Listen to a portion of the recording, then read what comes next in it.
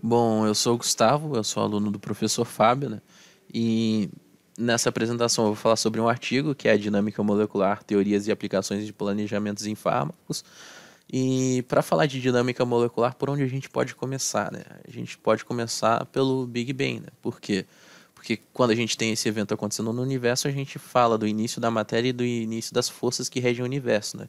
Então toda a matéria que a gente conhece partiu desse princípio e as forças que regem o universo também. Então, por que isso é importante, né? Porque essas forças, elas vão acabar tendo relações com todo tipo de matéria que existe, né? Tanto que a gente tem essas quatro forças: a gravidade, o eletromagnetismo, a força nuclear forte e fraca, sendo que a nuclear forte e fraca são para eventos microscópicos, né? E no caso das outras duas, para eventos macroscópicos. E por que isso é importante? Porque basicamente toda interação que a gente tem, desde um átomo com um átomo até um prédio estar em pé, tem a ver com essas forças. São por conta dessas forças que a gente consegue fazer essas coisas como prédios, né? E a gente consegue ver coisas sendo formadas como, por exemplo, a proteína. E a partir dessas forças e da matéria, a gente acaba tendo essa, esse mecanismo para a gente trabalhar. E a partir disso, a gente tem as ferramentas computacionais da química teórica para que a gente possa fazer esses cálculos baseados nessas coisas que eu já disse. Então, a gente tem os cálculos clássicos e quânticos. Os cálculos clássicos eles são baseados na mecânica molecular, né? A mecânica molecular ela é baseada, por sua vez, na física newtoniana, né? Então a gente usa todas aquelas equações da física clássica para que a gente consiga fazer esses cálculos, enquanto que os métodos quânticos eles são divididos no ab initio e no semi-empírico, que eles fazem cálculos mais específicos para nível microscópico, né? A gente está falando de cálculos quânticos. Então, assim, quando a gente fala da química computacional, a gente tem algumas ferramentas, o docking e a dinâmica molecular e algumas outras, mas no caso a gente vai se ater só ao docking e a dinâmica molecular, né? Aqui a gente também precisa falar um pouco sobre planejamento farmacológico para que a gente entenda qual que é a função do docking e da dinâmica molecular dentro disso, né? No caso a gente tem esse triângulo aqui, pode-se dizer, né, da química computacional, farmacologia e química orgânica, né, que basicamente são essas três peças que vão fazer a síntese de novos fármacos, né? Por quê? Porque com base na química orgânica a gente sintetiza esses possíveis fármacos. Com a química computacional a gente pode predizer se vai ser eficiente ou não, e com a farmacologia a gente consegue estudar qual vai ser o efeito, né? Por exemplo, aonde a proteína, qual proteína vai ser utilizada, qual seria um ligante interessante. Então, baseado nisso, a gente consegue juntar essas três áreas do conhecimento para que a gente consiga fazer novos fármacos. Quando a gente fala de fármacos na área da química computacional, a gente tem um esqueminha aqui mostrando o início, né? Bem a parte do começo mesmo do caso docking, né? E a partir daqui a gente tem uma seleção de moléculas e proteínas que a gente pode partir para daí um esquema um pouco mais abrangente e mostrar como que funciona, né? Nesse caso, como eu estava mostrando, a gente tem todas essas ideias, a gente divide e a gente trabalha nessa região.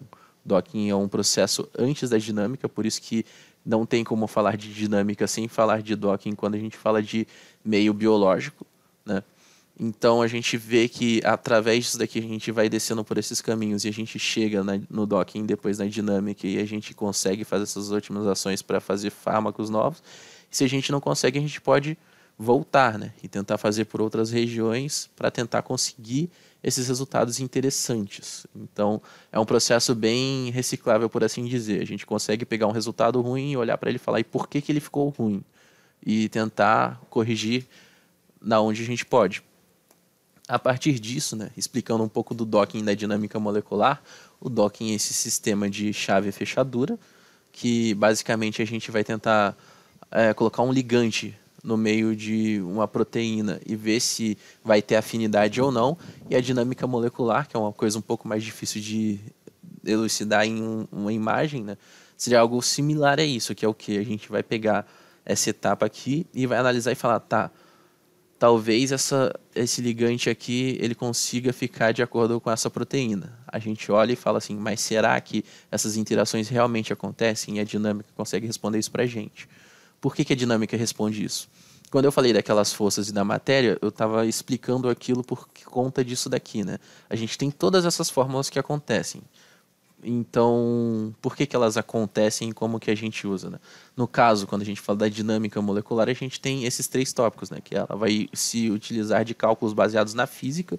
Então, por exemplo, se você quer saber a energia livre, você vai usar uma fórmula como essa ou essa daqui, dependendo do que tu estiver procurando, né? Especificamente. Então, é importante que a gente saiba quais forças e quais interações estão acontecendo para que a gente saiba escolher bem essas fórmulas para que a gente consiga resolver bem o que a gente quer, né? E a partir da dinâmica a gente também consegue uma melhor compreensão do ligante da proteína, né? Porque como a gente faz esses cálculos, então a gente consegue definir de verdade. Tá, aquilo que a gente viu no docking realmente pode acontecer porque, no caso, por exemplo, as interações de Van der Waals estão realmente batendo com o que a gente viu lá. Ou então, por exemplo, os ângulos de ligações ou as ligações, o tamanho delas, né? E aí a gente repara que todas essas fórmulas a gente já viu algum dia na vida, né? Essas daqui elas são baseadas na lei de Hooke, por exemplo, e elas vão dizer basicamente o ângulo de ligação para a gente e o tamanho da ligação, assim como as outras vão explicando outras partes, né? E esses métodos, eles são sofisticados para cálculos de propriedades específicas. Então a gente consegue achar o ΔG, a gente consegue achar as energias de Van der Waals, os campos eletrostáticos e por aí vai. E aí a gente tem esses cálculos que eles são abordados nesse método e a gente chama eles de parâmetros, né? Então, eles representam níveis de teoria diferentes, ou seja, cada parâmetro que a gente vê ser utilizado na dinâmica corresponde a uma fórmula específica aqui para a gente conseguir algum tipo de resultado, né? E esses níveis eles vão ser eficientes para determinadas situações. Por exemplo, se você quer saber um ângulo de uma ligação, você não vai calcular uma energia livre de Gibbs para você achar esse ângulo, porque não é essa a pergunta que você tinha feito. Então, é importante a gente saber. E com base nisso, a gente tem esses parâmetros que determinam esses valores, né? Esses valores do que? Dessas perguntas que eu disse, no caso, qual a energia livre de Gibbs, ou então a energia de ligação, ou ângulos, torção e por aí vai. Então, ela determina esses valores do que a gente está procurando para saber se as interações são verdadeiras ou não. No caso, ainda sobre esses parâmetros, a gente pode dizer que dentro da dinâmica molecular a gente tem mais esses quatro tópicos, né? Que no caso é a dinâmica molecular clássica, que ela vai ser responsável por trazer para a gente as respostas como velocidade, trajetória, a cinética potencial também de alguns eventos que acontecem ali nessas moléculas em que está em estudo, por exemplo. E a gente também tem a integração dessas equações de movimento, porque como está tudo em movimento, a gente consegue ver que uma coisa vai acabar interferindo na outra. Então, por exemplo, isso aqui aponta, por exemplo, as vibrações de ligação. E a gente também tem os ensembles estatísticos, que são os conjuntos de configurações de propriedades, que eles são mantidos constantes, né? Como métodos de integração newtoniano, porque é baseado na física newtoniana. A gente tem alguns exemplos aqui, por exemplo, o NVE, NVT, NPH, NPT. Por exemplo, o NPH é o que? Com pressão e entalpia específica, que é volume e temperatura específica e por aí vai, né? Então a gente acaba se baseando nesses cálculos aqui para a gente continuar com o trabalho. E aí no próximo etapa, o que seria olhado? E se a temperatura e a pressão, por exemplo, elas não forem constantes, a gente tem que usar o controle de temperatura e de pressão, que é usado normalmente nesses níveis, como o termostato de Bentzen ou Nussbaum-Verhoover, e esses níveis eles são utilizados para esse controle de pressão e temperatura na dinâmica molecular, né? Então, aqui no caso seria, como eu já dito, as que variam a pressão e a temperatura. Além disso, a gente também tem um fator muito importante que esse tópico ele merece um destaque porque ele se subdivide em mais três, que é as condições iniciais de minimização de energia e equilibração. Porque, no caso, os três tópicos são a especificar as posições iniciais do sistema. Por que isso é importante? Porque ele não é colocado de uma maneira jogada, por assim dizer. Tem uma maneira específica. Normalmente a gente utiliza redes cristalinas, né? Para que a gente evite a sobreposição de partes indesejadas, porque se a gente coloca de uma maneira qualquer, pode acabar influenciando no resultado ou não. Também tem a questão da escolha da geometria da caixa, isso pode sim influenciar no resultado da tua dinâmica molecular, mas não influencia tanto. Então não é um tópico assim que a gente pode ignorar, mas ainda assim ele tem um nível baixo, por assim dizer, de influência. E normalmente são essas formas que estão escritas aqui, né, que são as mais utilizadas. Tem outras formas, mas não são tão utilizadas. Essas aqui, no caso, são as mais populares. Também tem a minimização do sistema, porque o que acontece? Tanto a energética de caráter geométrico, ela ocorre a fim que a gente encontre as coordenadas de menor energia, né? Quando a gente lembra de fisicoquímica, a gente lembra lá daquela questão que tudo tende ao menor estado de energia para que a gente tenha uma coisa mais estável. Então a gente procura também as coordenadas de menor energia, por assim dizer. E os métodos que a gente utiliza para isso são os de Newton-Raphson e esse Stiepest. Eu não sei se eu pronunciei certo, mas enfim.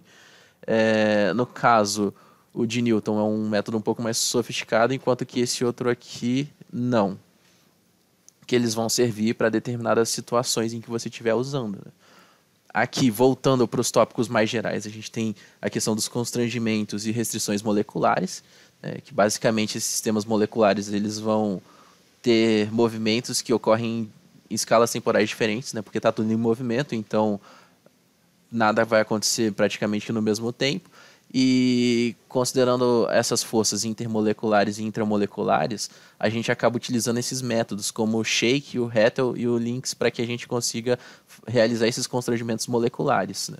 A gente também tem as condições periódicas de contorno, que no caso a gente tem os sistemas que eles variam de 10 elevado a segunda e 10 a sexta partículas, né? Então, se a gente parar para pensar, não é muita partícula, porque o número de Avogadro é infinitamente maior do que isso. Então, a gente trabalha até aqui, tecnicamente, com poucas partículas. E o número dessas partículas vai influenciar diretamente nos efeitos de superfície. Por isso que esse ponto é muito importante. A gente também tem a questão da convenção de imagem mínima de raio de corte, né? Que, assim, como já dito, né, a quantidade de partículas que a gente trabalha, de certo modo, ainda assim, 10 a segunda, 10 a sexta podem ser considerados números grandes quando a gente fala de cálculos teóricos. Né? A gente está falando de um computador que vai ter que fazer vários cálculos de várias coisas diferentes, como a torção, a energia livre, ângulo de ligação, interações e por aí vai. Então, isso influencia no tempo computacional. E aí, quando a gente fala da convenção de imagem mínima e raio de corte, a gente quer dizer que o quê? A gente vai avaliar as forças exercidas sobre cada molécula por todas as demais moléculas do sistema. O que a gente quer dizer? Que a gente vai dar uma olhada átomo por átomo e falar, olha só, isso daqui está influenciando com essa parte aqui, que está interagindo com essa e essa, então é uma coisa um pouco mais geral, né? A gente também tem a questão do tratamento das interações de longo alcance, porque as convenções de imagem mínima, normalmente elas se tratam, por exemplo, de interações curtas, como a de Van der Waals. No caso das interações de longo alcance, como as de Coulomb, elas são um pouco mais conturbadas, porque quanto maior a distância, né, mais ela vai decair o nível de interação, o que vai influenciar diretamente nos seus resultados. Então, para minimizar esse problema, utiliza-se muito esses níveis aqui para que a gente consiga resolver esse problema e não influenciar tanto no resultado. E aí, falando da dinâmica molecular de sistemas solvatados, né, que também é uma questão muito importante, porque a dinâmica molecular também é outro tópico que eu acabo deixando um slide específico para falar dele, porque ele vai levar em questão a solvatação, né? A solvatação ela vai basicamente poder acontecer em dois métodos, né? A explícita e a implícita. Né? No caso, tem diferença de uma da outra, por isso essa subdivisão. A explícita ela considera centenas de milhares de moléculas de solventes que são incorporados explicitamente ao sistema. Né? E o que normalmente são esses componentes que eles adicionam? São águas, normalmente. E os níveis mais utilizados de teoria são os da família TIP, né? E também os modelos de carga pontual são utilizados, porque eles vão predefinir muito bem essas interações de solvente com a molécula a ser estudada, né? E a solvatação implícita, ela é uma solvatação um pouco mais robusta, tem mais informação a ser analisada, por isso é uma parte um pouco mais complicada, né? Que vai acabar demandando mais tempo computacional também, porque aqui a gente já fala de um método que não vai utilizar só cálculos newtonianos, a gente utiliza também os métodos empíricos, né, que são aqueles baseados na mecânica quântica. Então a gente tem cálculos um pouco mais específicos, a gente fala de cálculos de uma abordagem mais microscópica, né? No caso, enfim, falando da solvatação em si, né, o que acontece com ela, né? Ela considera a influência da média de solvente através da estimativa direta de energia livre de solvatação, definida como um trabalho reversível, necessário para transferir o soluto em uma configuração fixa de vácuo para a solução. Então, assim, a gente vê que já é um cálculo um pouco mais trabalhoso, porque a gente fala de trabalho reversível, energia livre de solvatação, ele leva em consideração várias coisas, né? Então, a gente acaba tendo que considerar essas coisas e por isso que acaba pesando um pouco mais na questão computacional. E esse cálculo também ele não considera os graus de liberdade do solvente explicitamente, mas trata como um meio contínuo, né? Então, é uma questão que também vale a pena ser informada, né? A utilização do método empírico, como eu já disse, né? Ele é calculado como o nível SASA, né? Que nessa abordagem a gente basicamente olha átomo por átomo e a gente olha o coeficiente de superfície, né? E a gente pondera ele através das áreas expostas ao solvente, ou seja, a gente analisa átomo por átomo e a sua interação com o solvente, né?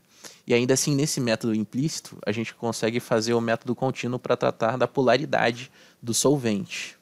Porque no caso da polaridade, o que acontece, né?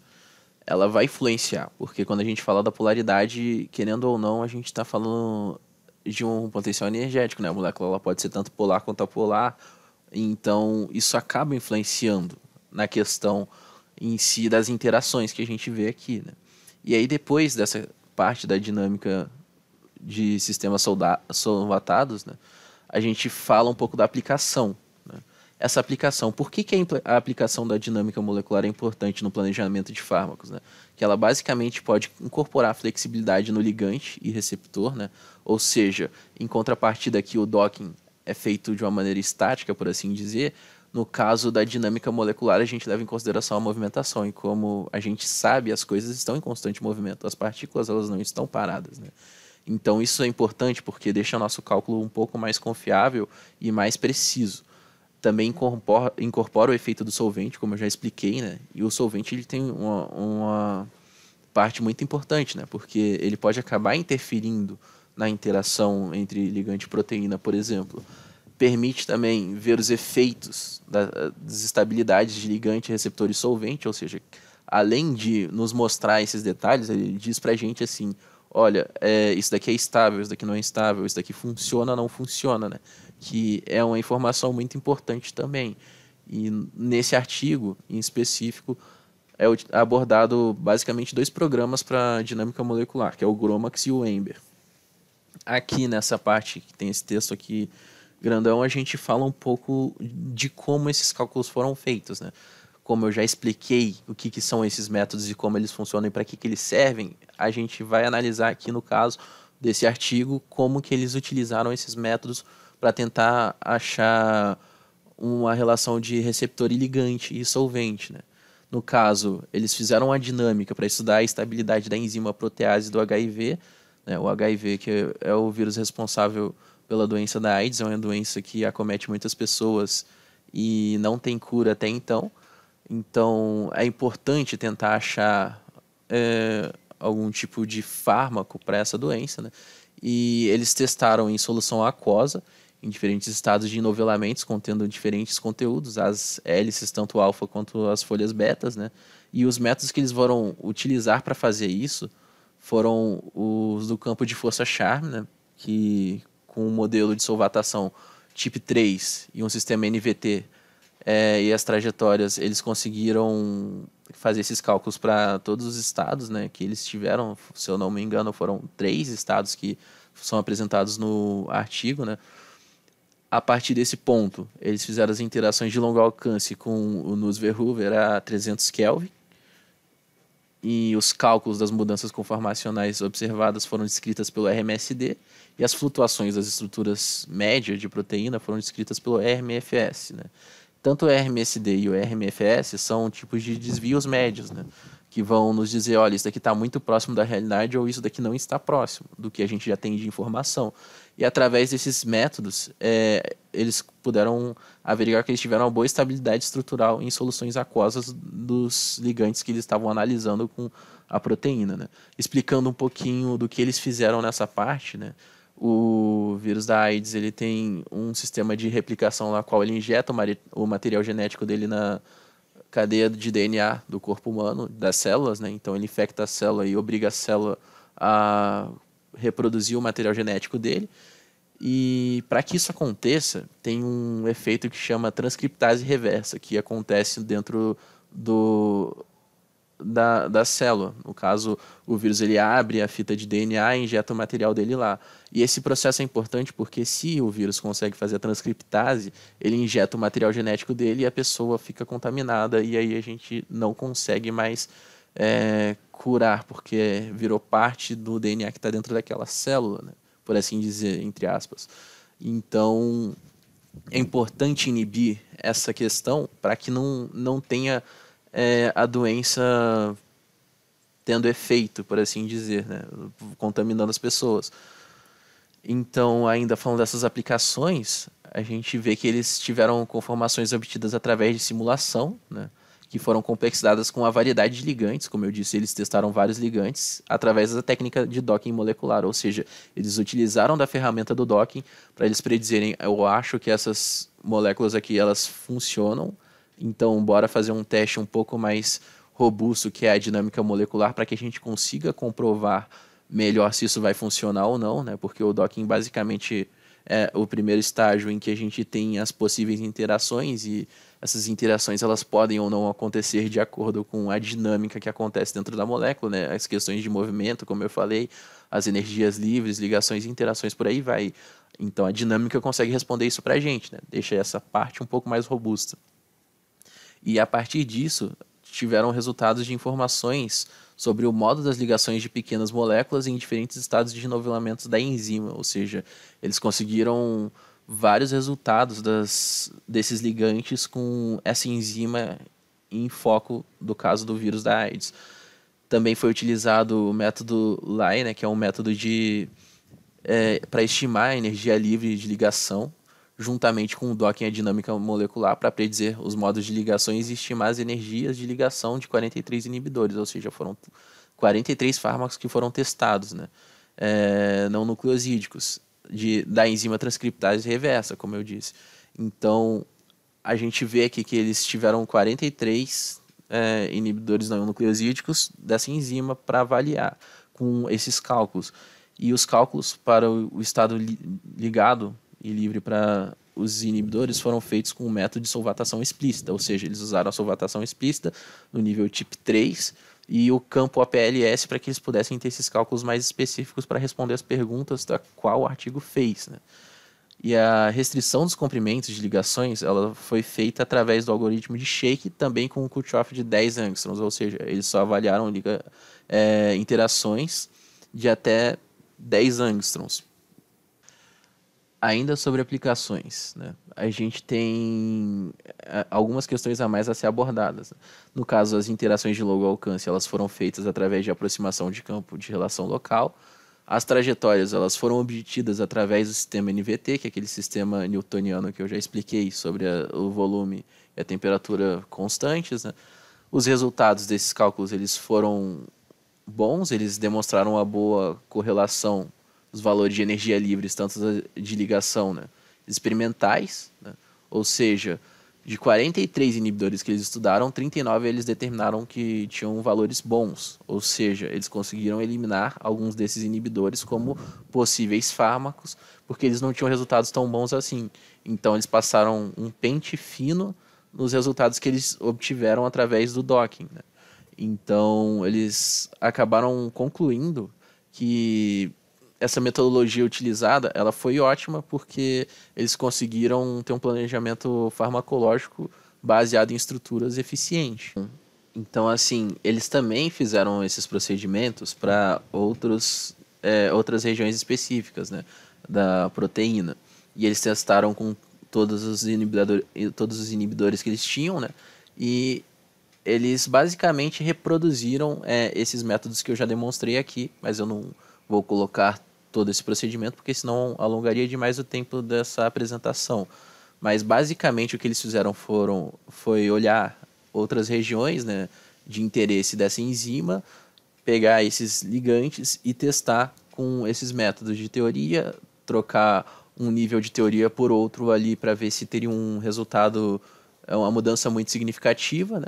E eles tiveram resultados bons também que definiram que tudo que eles já tinham feito não estava muito longe do que poderia ser a realidade. Então, eles concluem, né, esse artigo falando que essa simulação de dinâmica molecular ela tem um valor muito importante no planejamento de fármacos, né, porque eles conseguiram, através dessas estruturas e desses valores de energias e interações, ângulos e torções, de ter uns resultados bons que apontam possíveis fármacos para esse tipo de problema. Então, eles também conseguiram inferir que a técnica apontou o efeito das mudanças conformacionais, né, sobre o ligante ou sítio de ligação, o que permitiu uma otimização para candidatos de fármaco, né? Eles conseguiram reduzir os candidatos que eles tinham para 39, que é uma mudança significativa se a gente parar para pensar na questão de tempo de laboratório e dinheiro, por exemplo. Ao invés de você testar 43 possíveis fármacos, testariam-se apenas 39. Pode parecer que não seja uma redução significativa, mas se a gente pensar que todos esses testes vão ser feitos in vitro, né, e em outras maneiras também biológicas, acabaria demorando demais e tendo muitos processos para serem feitos, desde a síntese desses inibidores até mesmo o teste biológico, né? Então acaba reduzindo um pouco do trabalho e deixando o método mais eficiente, né? As simulações com enzimas alvos do vírus HIV-1, né, que podem ter intervenções farmacológicas com seus inibidores, mostraram-se úteis, né, para esses planejamentos de possíveis fármacos antirretrovirais. Ou seja, de acordo com o que foi analisado de resultado de valores, eles concluíram que seria muito possível que algum desses 39 possíveis fármacos pudessem ter resultados bons de uma maneira antirretroviral, né? E com a combinação dessas técnicas, tanto do docking quanto a dinâmica de cálculo, a dinâmica molecular, quer dizer, e os cálculos de energia livre de ligação, que quando você junta tudo isso, você tem uma informação teórica mais robusta, né? Uma informação mais eficiente. Porque como a gente viu, o docking ele tem sim suas vantagens, ele permite com que a gente tenha uma análise muito boa, apesar de ter algumas análises que ele não vai conseguir responder. Essas outras informações tampam esses buracos, né? Tanto da dinâmica quanto dos cálculos de energia livre, né? E aí quando a gente fala da dinâmica sozinha, também ela te dá muitas informações boas, mas ela, por exemplo, não te dá informações tão interessantes como na onde aconteceriam essas interações, por exemplo, em diagramas. E basicamente uma coisa importante, para se dizer. E os cálculos de energia livre de ligação também te dão várias informações. Quando a gente atrela essas três coisas juntas, a gente tem uma bagagem de cálculo teórico e de imagens muito eficientes para que a gente consiga achar esses possíveis fármacos melhores. Então, basicamente, é isso, né? Aqui está a referência, eu deixei o DOI do artigo e essa apresentação, né? Vou deixar aqui meu e-mail para vocês poderem mandar as perguntas ou dúvidas para que eu responda, né? Que é importante, como o professor Fábio pediu,